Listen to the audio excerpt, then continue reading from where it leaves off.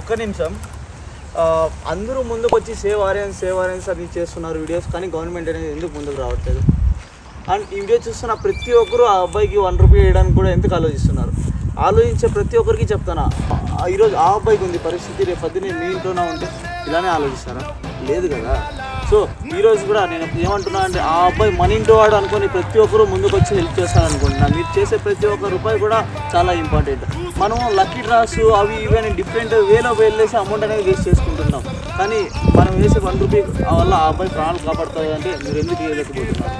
ఎందుకు ఈ టైంలో ఆలోచిస్తున్నారు?